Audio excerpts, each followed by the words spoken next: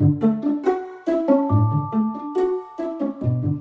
and welcome to another episode of Silver Goose Farm Stories. I'm your host, Mama Goose, aka Maria Silva. It's been a long time since I've done a podcast, and I apologize profusely for that, but life has just been pretty crazy. In the spring, we're getting our garden all set up, especially because we had to move the majority of our garden space to a different location. I think I mentioned that in the previous podcast, and that's taken me several weeks. It's still taking me weeks and weeks of soil prep and clearing out the space. I've already planted in it this year, but there's still a lot of work in progress, so that's definitely kept me busy. And also I'm trying to work on some other projects, have a book in the works still, and just, life in general. I got 5 kids now, and it's taken quite a bit of my day to get all of the work done. So my apologies, and I did have a little bit of time today. I'm pleasantly surprised by that, and so I thought I'd take a minute and just share a farm story with everybody. This year is turning out to be quite a big rodent year. There are holes everywhere, it looks like Swiss cheese on the ground, and so much so that you can even see rodents, flashes of brown, passing through the holes, through the tunnels as you're walking by. There's so many of them. You can literally see them in the ground. And whenever we go outside, there's this scurrying and rustling that you hear, and just the little flashes of animals that are leaping away and running to safety and running and hiding everywhere you go. It's particularly distressing this year because my new garden seems to be home to a couple of gophers. At least I hope it's only a couple. And they are just having the time of their life. A free-for-all smorgasbord vegetable garden buffet. And they are taking out fully mature, fully grown tomato plants or cucumber plants or melon plants every couple of days. I'll go out and just one day it's this big glorious vining plant, and then the next day it's just shriveled and nothing, and because a gopher has eaten all the roots out, and I am so angry about it. It's so sad because I would happily share the fruit of these plants with the native animals. In fact, when they grow up over the trellis, I let the birds have the ones that grow overhead, and the bugs and whatever can have the fruits that are growing down below, and I kind of get the midsection. The saying is 20% goes to the animals and birds, 20% go to bugs, 20% goes to disease or failure, and then you get the rest, which is fine. I'm happy to do that. But these greedy, gluttonous little rodents just take out the entire plant. No one can have any of it. 20%, nothing. You get 0. It's awful. So yeah, as you can see, this is a little triggering for me. But in response, we got a couple new mousing cats from a friend. And they've really been interested in hanging out in my garden the last couple of days. So hopefully those gophers will be no more. We do have cats still. And we've always had cats on our farm. We've got 4 on our property. We have a Bingley and Darcy and Geronimo and Tonto. But we really needed more. So we got 2 more. Their names are Eponine and Cosette. My kids wanted to call them Blackie and Gray. Yeah, and I was like, no, go on. So yeah, anyway, so hopefully they will help with the rodent population this year. The rampant number of mice and little chewing, scurrying brown animal things has really reminded me of our first year on the farm. We had just settled into our house, unpacked boxes, and gotten furniture set up and everything. And I remember laying awake in bed, listening to the sound of something rolling. It sounded like ball bearings or marbles or something rolling in the ceiling above my head. And I kind of turned over my husband and asked him, what is that? And he explained to me that it was probably a squirrel or a mouse or something rolling acorns in the crawl space. wonderful. So I told him we need to get some cats, and he agreed with me. Our house did come with a cat. We had like an old tabby cat named Barney that we adopted with our house, but he was not the kind of cat that cared to do anything but lounge around and be fed, and so was not very effective at helping us keep things out of our ceilings. We found an ad in the local Facebook group for the neighborhood that said there were cats free for adoption. So my husband and I took our girls, our 2 kids at the time, over to see what was up. And it was a very interesting house farm setup up the road from us. And this very nice elderly gentleman said, there's tons of cats out, and they're free. If you can catch them, you can keep them, is basically what he said. So, of course, the only ones we managed to catch were little kittens, but he assured us that they would grow up to be great mousers. They were eating kibble and litter box trained and everything, even at that little tiny age. And my kids were super happy to have a furry little thing to hold in their laps, so we took them home with us. But of course, in that span of time from getting baby kittens back to our house, somehow a mouse also entered the house too. I remember I was up at the dining room table late at night. I was working on a book, because that's usually after the one I work on them after everyone's gone to sleep.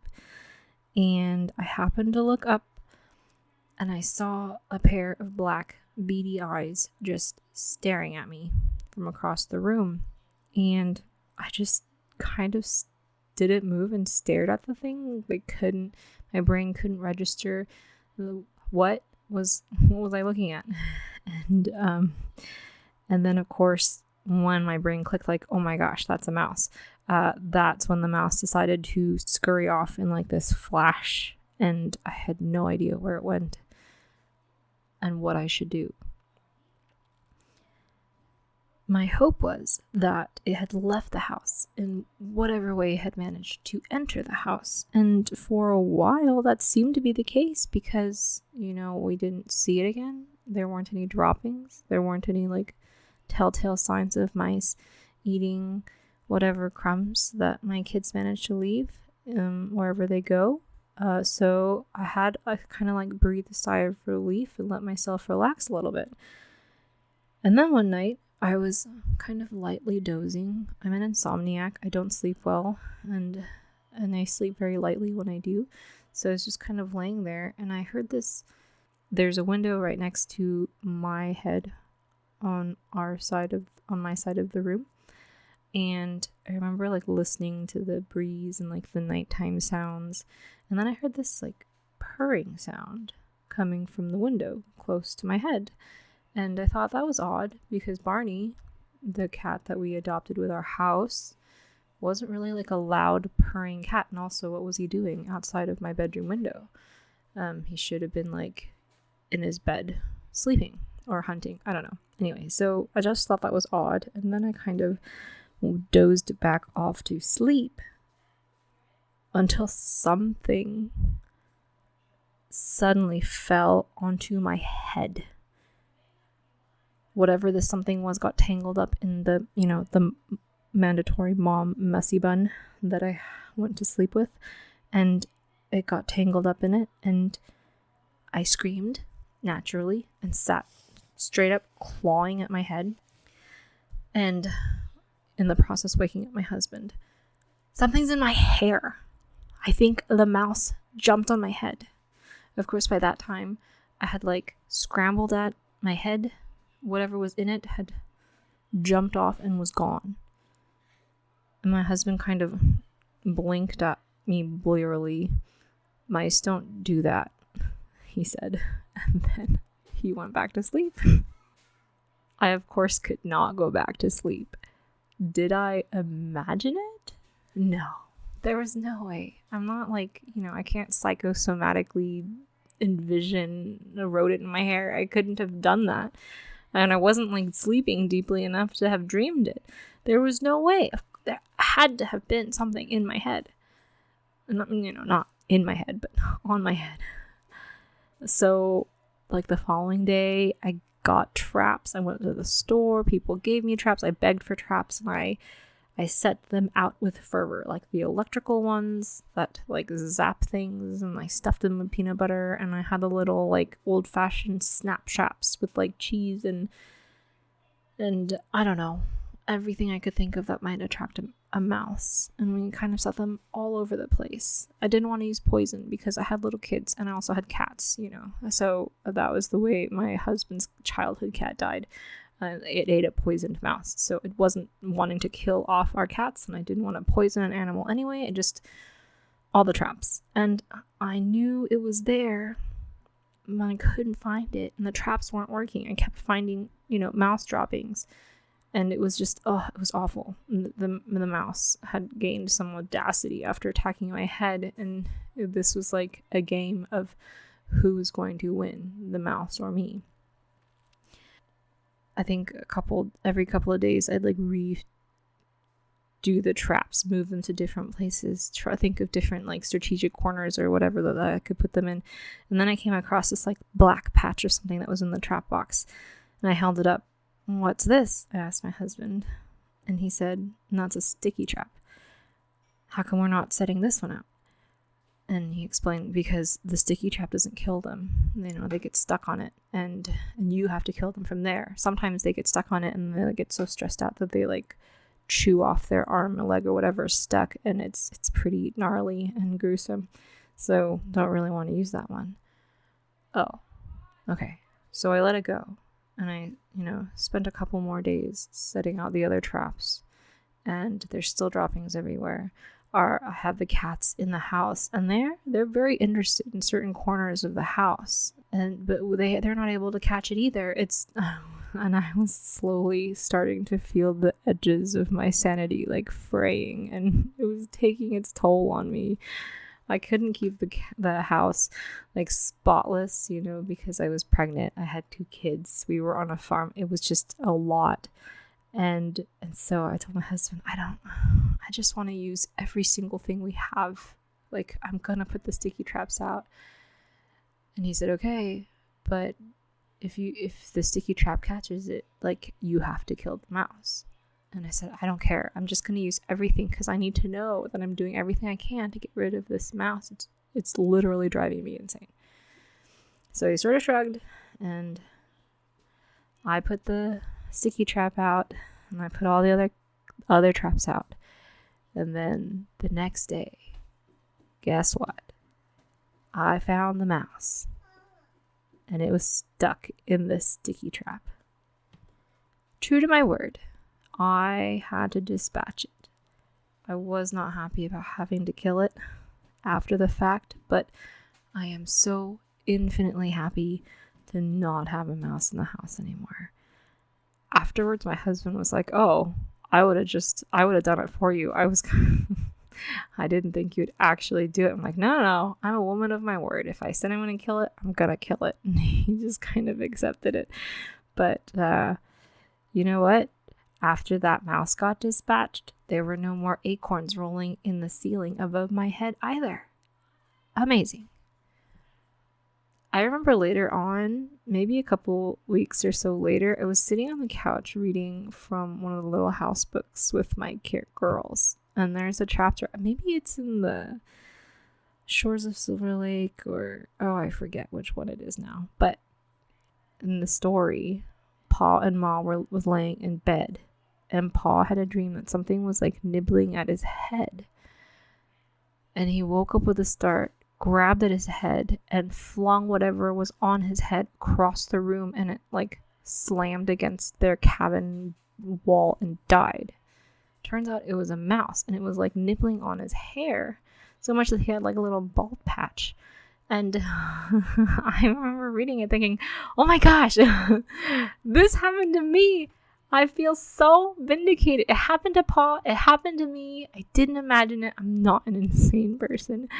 I was so vindicated. I told my husband, I'm like, see, mice do. They do this. And he was kind of like, oh, okay, whatever. I don't think he thought of it as big of a deal as I did. But, he didn't experience the trauma of a rodent jumping on his head in the middle of the night. So that's why we always have a healthy cat population on our farm. I know there are some mixed opinions on keeping mousing cats or barn cats, especially because they do impact the songbird population here. Like, we have far fewer birds that visit our house than, say, like my mother-in-law's house up the hill, because she doesn't have cats. And, every now and then a cat eats like one of those blue-belly lizards and has a bad stomach ache. And I just gotta like remind myself it's the pros and cons of having the outdoor cats. We don't have rodents that venture close to the house anymore, at least not for very long. And that's a trade that I'm willing to make, at least for now. There is no kind of rage like watching a rodent decimate your garden. And our cat population on our homestead definitely helps keep that peace of mind for me. So, at least for now, we'll have a bunch of kittens and cats with literature names, or names from characters in literature, and hopefully no more mice either. As I get older and older, I'm definitely,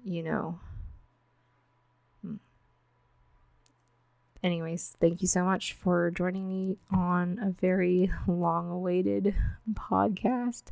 I'm always appreciative of everyone's time and to stop in and listen.